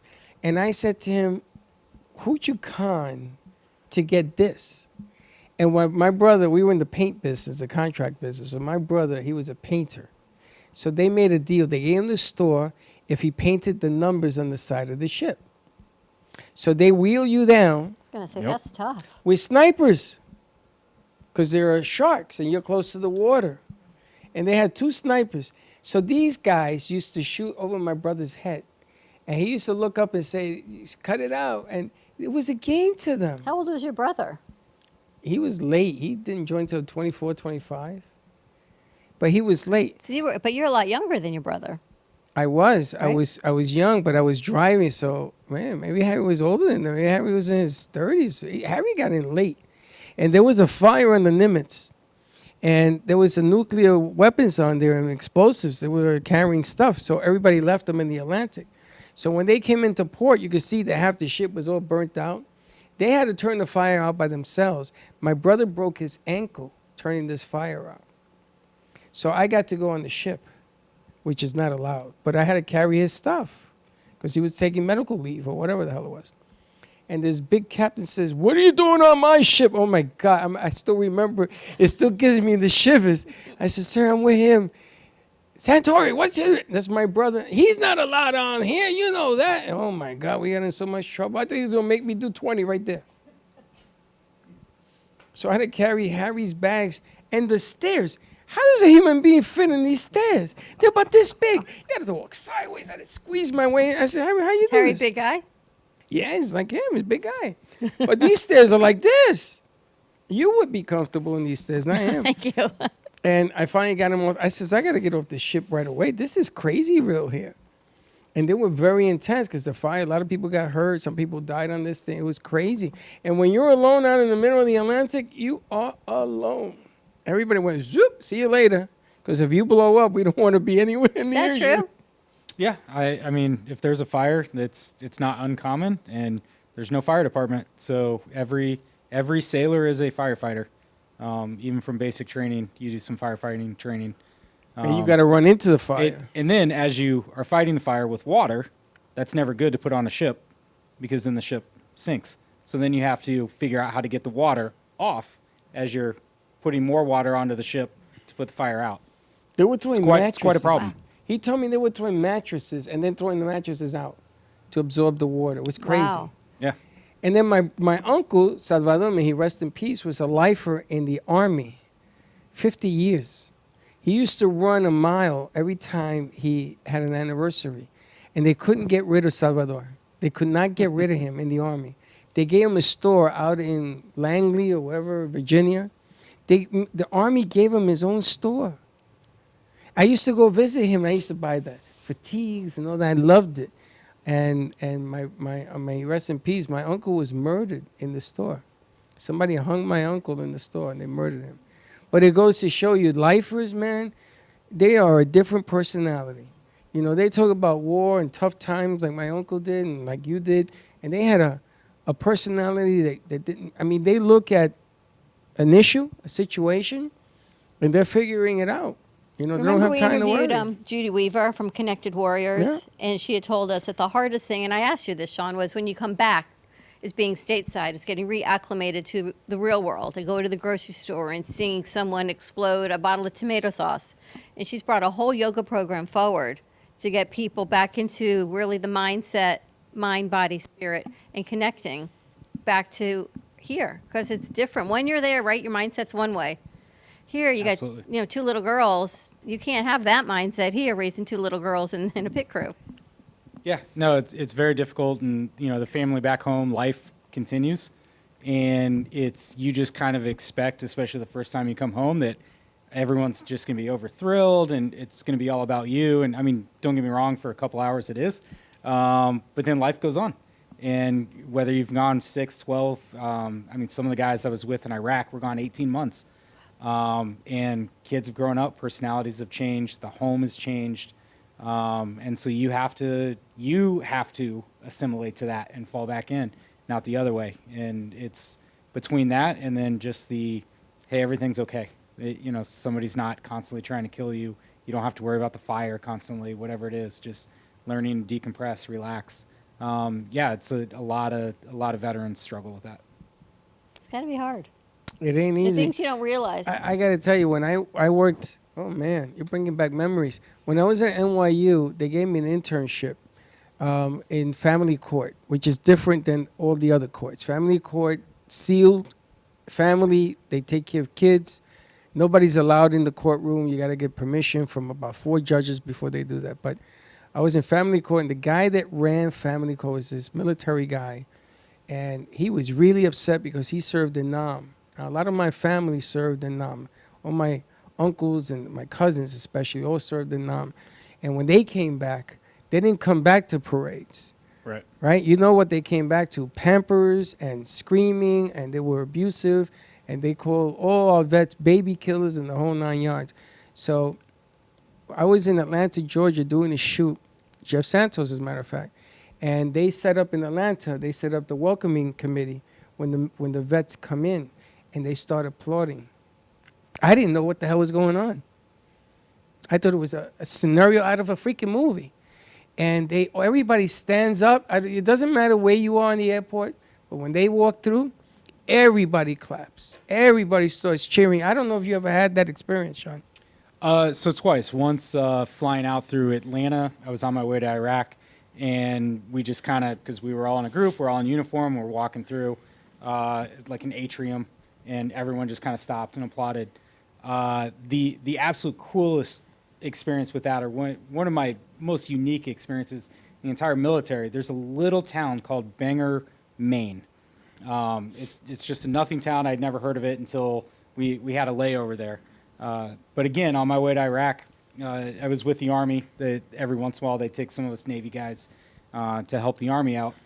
And this town, you have the layover, and this town I don't even know who these people were. I mean, there were plenty of vets, with the hat on, and identifying the war that they were a veteran of. But there were definitely some younger people. And, and this is a Wednesday, middle of the day. But when we went to board that plane, the hallway was just lined up with people. And it took us forever to get through because people were applauding, shaking our hands. I'm actually getting chills thinking about it again. But it was just such a unique experience and a great way to be sent off just with that support. Because that's a tough flight to get on, knowing that you're about to land in a war zone. Wow, you just gave me the chills. I tell you, and what an experience. And I remember it was called Corporation Council Family Court, and he sat down with me and he told me some of the stories. And I had a family member, his name was Sotolino. We used to call him Salty. And Salty's still alive today. And Salty was he was in Nam, and he was taking care of a shed of ammunition. It was him and another guy. And they got ambushed, and they don't know how Salty got out of there, but the holes in the back from the knee all the way up to his back, and somehow they got him back home, and Salty was never the same. So he joined the fire department after the military. I don't know how long it took, but he joined, and he forced himself in there. And Salty jumped into a 6th-floor apartment building and carried a woman, and he went down 4 floors. He broke his back with her on top of him, and they saved the woman. He saved the woman's life. He got the City Medal of Honor or whatever. And then Salty wanted to go into the police department because the fire department wouldn't take him back. And all these things I remember growing up as a kid. And there just wasn't, and my mother could not understand war. She refused to understand it. So she used to open the door, and she used to hang a banner.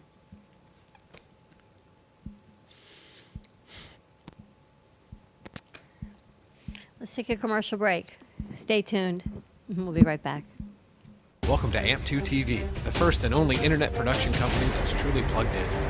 When you're looking for a full-service internet radio, TV production company, discover AMP2 TV. AMP2 TV is a full-service media company that can provide all streaming videos, video studios, radio studios, and television studios. Call us today at 866-224-5422, for no business is too small to grow to be accounted. It's time for your message to be seen. Let AMP2 TV help get you there. Stephanie Jaffe is a world-renowned artist who creates one-of-a-kind pieces.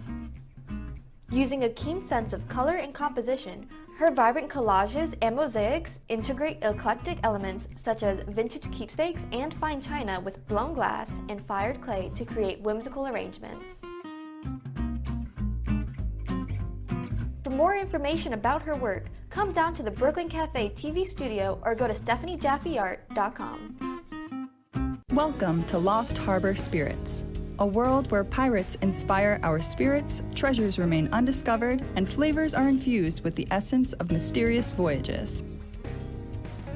the distillery became one of the few women-owned craft spirits production sites in the U.S. From our award-winning spirits of vodka and rum to delicious gin, we're always coming up with some new and exciting flavors to keep your cocktails delicious and fresh. Contact Palm Beach Distillery at lostharborspirits.com to take a tour or purchase your favorite spirit at your local liquor store. Has someone in your family lost a job recently and now you can't afford your mortgage payment? Or do you have a rental property and your tenants aren't paying you? We can come to the rescue and pay you cash for your home immediately. Yes, sell your home and get cash all over the phone without dealing with real estate agents or having to waste time showing your home to lukewarm buyers. You don't need to lose your house to foreclosure. If you have equity in your home, we'll buy your home and give you cash within days, all in a simple over-the-phone and virtual process. Call now before your situation gets worse.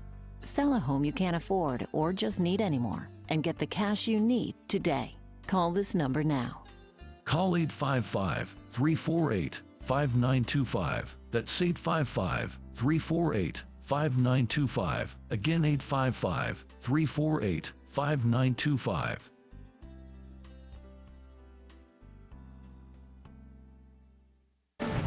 Tax audits, tax liens, wage garnishments. Every day we hear stories like this about good folks who are simply struggling to pay their bills. Each of them are living a frightening IRS tax nightmare, and they are afraid it will destroy their lives. I'm a divorced single mom, and my ex-husband left me and the kids with a lot of unpaid bills, including unpaid taxes. I was really starting to show my stress on my kids because the IRS had sent me a letter demanding a huge payment from me. I couldn't afford it. So then the IRS was threatening to garnish my wages. I'm already living paycheck to paycheck. That would have put me over the edge financially. It truly seemed hopeless, but then a friend at work told her to call the tax relief line. The people at the tax relief line, they told me about something called innocent spouse relief. They worked it out so that all of the taxes from my ex are not my problem. I don't know how that works, and I don't care. All I care about is that I don't owe the IRS a dime, and they are not going to take my paycheck. Even if it seems hopeless, you should call the number on your screen right now. There is absolutely no cost for the call or the consultation. You are under no obligation. If you are worried that the IRS could garnish your wages, seize your assets, even take your home, call us right now. The Tax Relief Line is here to help you.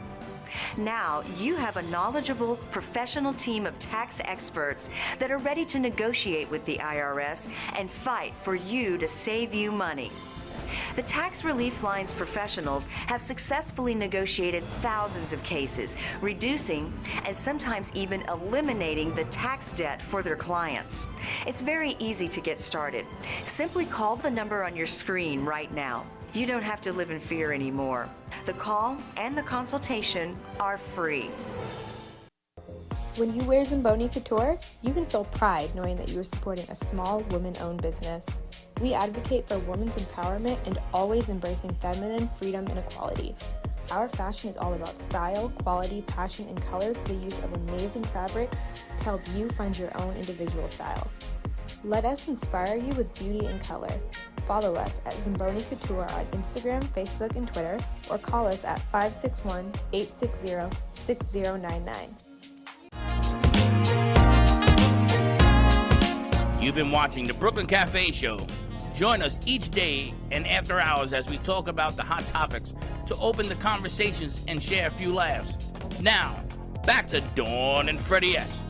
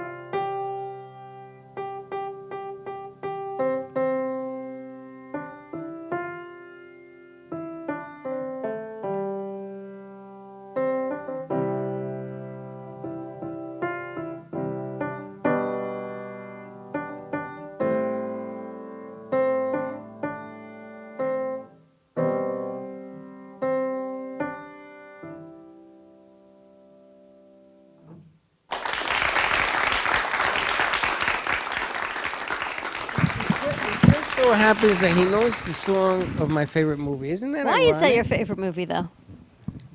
Because when I was a kid, I went down to see The Rose. I went with Magda.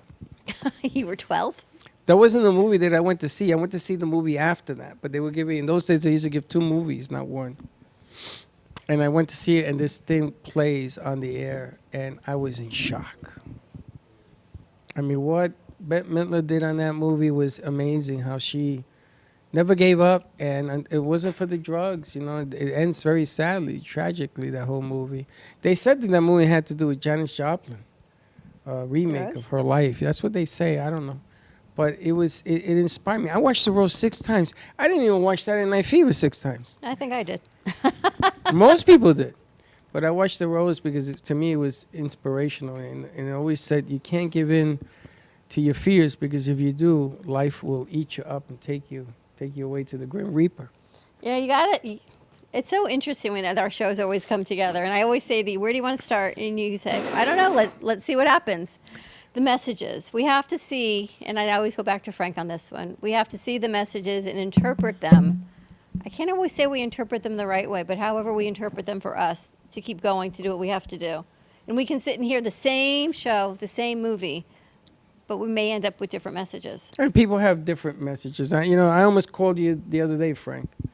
There was a show that we're producing in here just because we wanted to. And I saw something in the person, and I wanted to produce this piece of material. I'm not going to tell you the name or anything else, but that material, that person, not that person, but their representatives came to me after they were here for 3 weeks and said to me, this doesn't work. And I didn't know how to react to that. I didn't know if I should have been angry. I didn't know if I should have said, something, let me try to explain something. That's the approach I took. Let me try to explain something. But that didn't work. And then I thought of you, because I didn't want to be him. I didn't want to have the same outlook that he had. But mine was turning into anger because I saw an opportunity here. If you took advantage of it, it would work. I mean, what do you say to somebody that says that to you after 3 weeks of trying? And I just told him, just leave. I mean, what do you do? Sometimes you have to let loose people that are not in tune with you. Sometimes you just got to, sometimes the best way to handle the situation is to leave the situation. But what's your mindset going to be after you do that? Your mindset or his mindset? No, your mind. You can't control his mindset, but your mindset. When you do that, how do you feel afterwards? I feel, sometimes most of the times I feel relief, because you know you've done the best you can do. And if they don't get it, there's not, there's not much more you can say to them. Do you keep trying? You can try to keep trying, but sometimes the more you try, the more they don't get it. Because sometimes they'll just put a block up in front of you, and there's nothing. That's it. It's almost like society today. Sometimes the people just put a block up. They don't want to see anything except the way they look at it. So all you can do is just keep plugging on, and hopefully they'll eventually see what you're talking about through somebody else or something. But sometimes it's just, we've gotten to the point in society where people just put up blinders, and they're self-centered. You think society has They have blinders changed? on, they're self-centered. They only look at one thing. They're not looking at the whole picture. You think it's changed? Society? Society, I think we have become more self-centered than we've been before. I think we are more, and I don't know if that has to do with the way media presents itself to us in multimedia and how we're presented to us and how we're talked to, but we're more with blinders on, just looking to what's best for us and not what's best for everybody. It's interesting you say that, and I want to jump to Sean, and I'm going to go to CC. You were in the heat of battle, and your life changes. My brother explained this, tried to explain this to me. I was too young to understand. your life changes at that point. You know, food tastes better now. Everything that you sat there and looked at, that you could have been destroyed in 1 second. It doesn't take long to take a bullet and die. And they don't want you to think that way because that makes you a weaker soldier because you got to be sharp, you got to be on point 24/7 every second of the day. Is your life different now that you're out because of that? Yeah, I mean, regardless of what experiences you may have had, whether, within war, those life and death experiences, leaving an institution, it's when I was even going for job interviews, I'm like calling friends and I'm like, what do I wear? They're like, what do you mean? I'm like, I literally for 20 years, they've told me what to wear, how to wear it, when to wear it. Like, I don't know. Like, what do I do with my hands, right? Like, I don't know.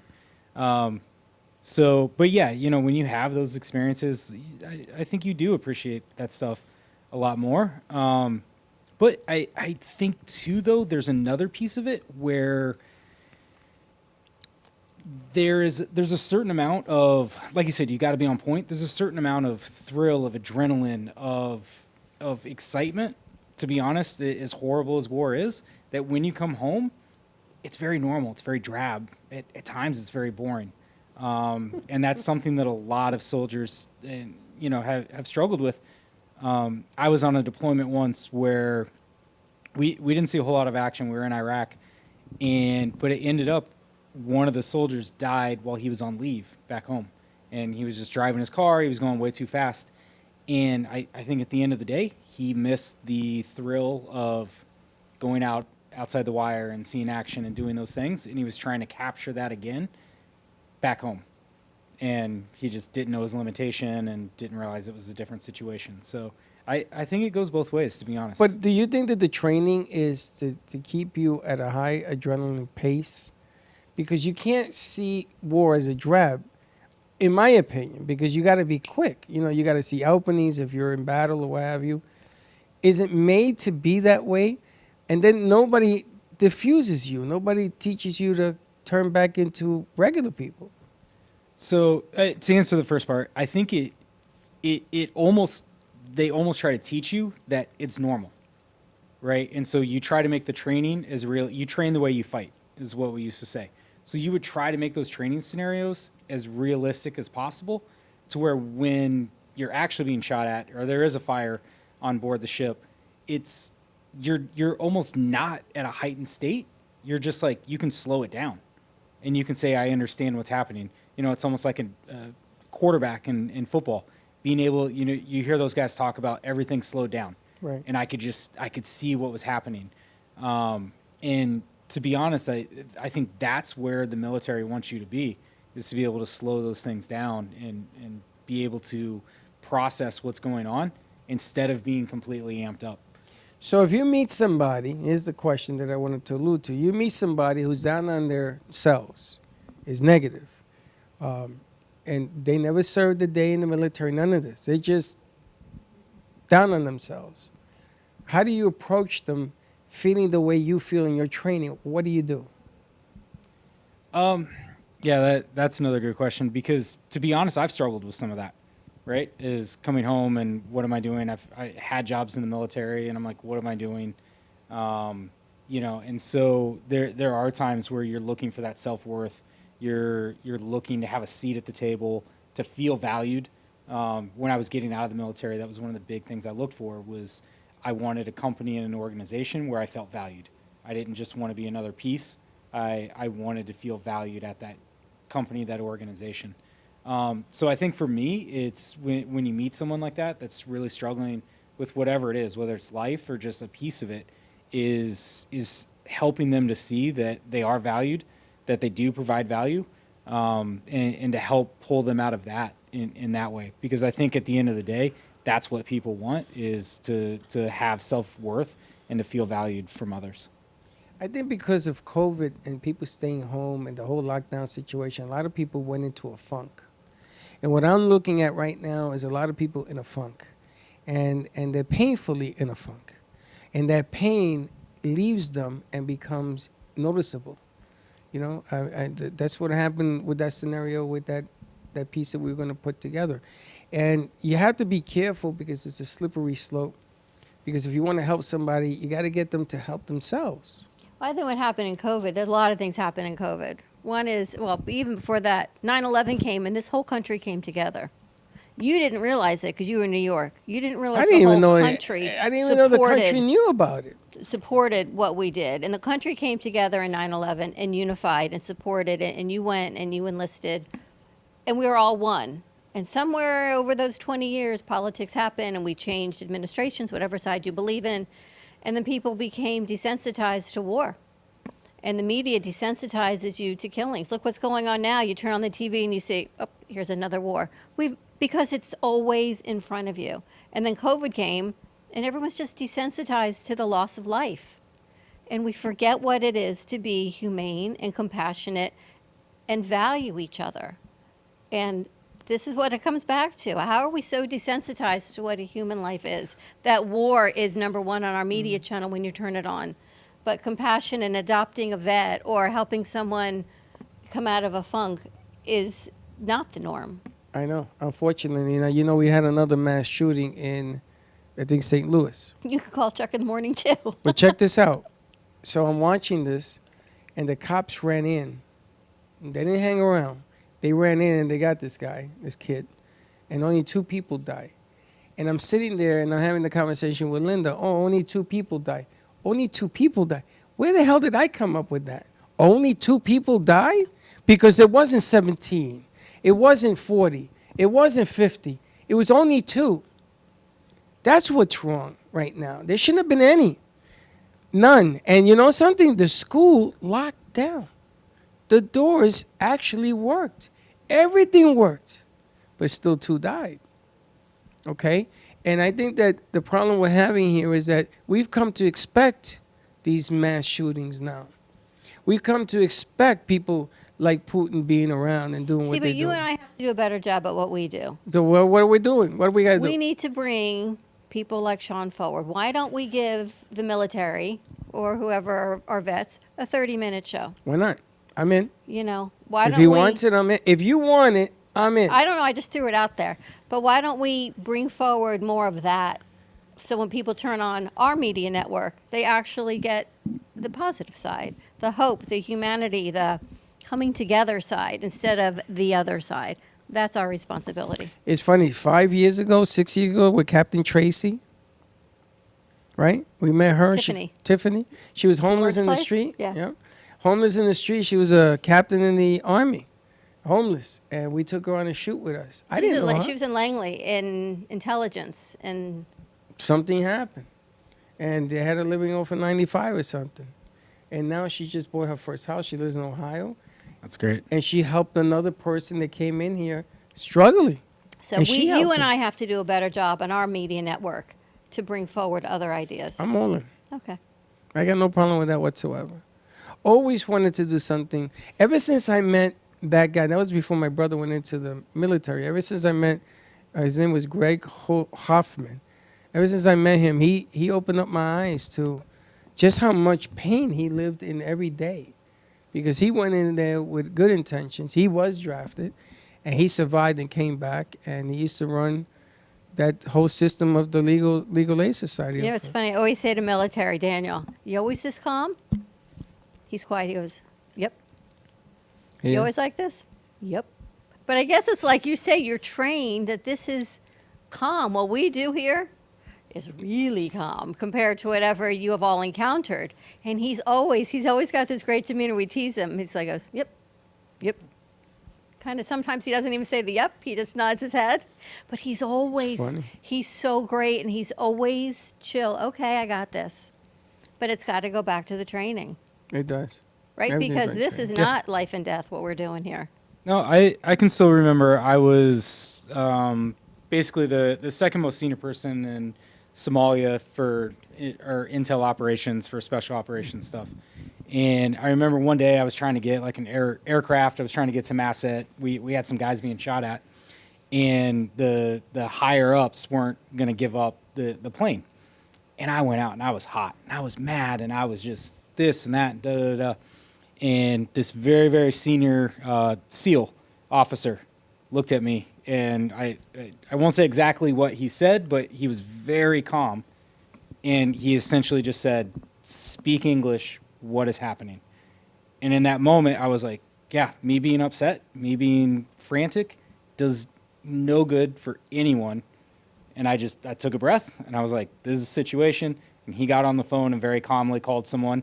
And next thing you knew, we had that plane overhead taking care of our boys. So, yeah, it's in my experience, the going high and right and being upset doesn't typically make a situation better. Somalia, you said? Yeah, I spent some time there. We had an issue in Somalia, didn't we? With the that movie that came out. Yeah, a little bit before me, but yeah, we still have some guys over there. Still? Yep. Wow, I thought that was done with. No. Calmness prevails. You have something about that in one of your books, don't you? About what? Calm, keeping the calmness, making what you have to say clear, not overreacting. Yeah, you've got to, overreacting, you can't, if you overreact, you're going to get an over interpretation of what you're doing. I mean, I think all of your books have a sense of that. Let's get the information. Let's share it. Your Steinhaus, your Jack Steinhaus? Yes? Stenhouse. Stenhouse, thank you. Series. You But everything he does is always You gather calm. the information calmly, collectively, and you make a decision about that. And right. You have to very methodically spell it out. You know, Gabriel's in a calm Charles, all manner. of them. And hope the reader gets the undertone of what you're saying. All of your books have the sense of let's lay it out there, let's look at it. Even when you head up to the space stations, you have to make those decisions. There's no overreacting in his books. And Cece, you're going to be making some decisions in the coming future on things that you're going to be working on. I know that you're going to be taking tests. Yeah, I'll be taking medical assistant national NCLEX test coming up, just for a backup plan for music. I'm trying to get some songs done, trying to get some music videos, website up. Thinking about going back into theater, doing musical theater. So I got to get back in shape for that. So I'm gonna keep myself busy and just keep everything going, moving forward. Can anyone do an AARP? Yes. Anybody over 21. I have an idea. You Okay. haven't talked to Cece about what you're doing. How you got something cut down in price through AARP. No, I met Cece. I went to. Okay. I went to. There's some, He got a price break on it because he's an AARP. Oh, but they didn't tell us that. Yeah. So. but That's yeah, why I no. asked you if there was a age discrimination There is, situation. but no, there isn't. You can See anybody that? can join it now. They won that in the Supreme Court. No, you can't stop anybody from joining. But there's a lot of good stuff in there that you could do that. But I still don't know what my benefit is I don't know. because they owe me. I'm still going under the radar on that one. Nah, it's all good. It's all good. But I'm happy that that you have some choices. You know, life is all good when you have choices. When you don't, that's when it gets a little hairy. That's right. And I mean, it's all about the choices you make and the decisions you make. So, you know, you sit down and you calmly think about the direction you want to go, and then you sit down and realize, all right, what's feasible for me and how can I achieve it, and do I have the means to achieve it? So just going slow, and patience is not my virtue, but I've been going to have to use a lot of it to get where I'm going. You know what they say? You're exactly where you're supposed to be right now. Yep, you that's have to what- trust in whatever your God is. That's what Sally told me, that exact same thing the last time I was on the show. She said, just keep moving forward. You're on the exactly right path where I saw you to be. So God is not going to give you anything you're not going to be able to handle. that's right. There's no mountain you can't climb with him behind you. So Right. But you have to actually believe that. Oh, You know, it's I really do. nice when people tell me that, and then I look and they do the complete opposite. You got to hold on to your inner core, believe it, no matter how strong the wind blows. Don't let anybody take you off your perch. Yeah. Because then you got no one to blame but yourself. that's right. You know. See, good show today. Great show. You can find Cece here tomorrow night, Cafe Night That's Train right. at 7:30. So come on down to the cafe, or at least watch us or listen to us on Oldies 95.3, 96.9 FM. And for Frank's books, frankarufolo.com. But there's a whole lot more to Frank, as you saw today, than his books. But check out his books. They are all spectacular. And a whole lot of spiritual things going on with Frank. and luggagehero.com. More to come with that also. Sean Bemis, if you are a business interested in supporting, or you are someone looking to drop your luggage off somewhere in the United States for an hour a day, check it out, luggagehero.com. You ready to wrap this up? Yep. Have a great day, everyone. Stay safe. Please be kind to each other, and we will see you tomorrow, 9 a.m. drive time. And don't be late. Bye-bye. Well, that's about it for today. Even though the show's over, the Brooklyn Cafe is always open for business. You're invited to join the fun every day from 12 to 2. If you missed some of the laughs from today, Dawn and Freddie S. will bring you more good cheer next time. You can follow the Brooklyn Cafe on Facebook at the Brooklyn Cafe TV to rewatch every minute of the show. We'll see you next time.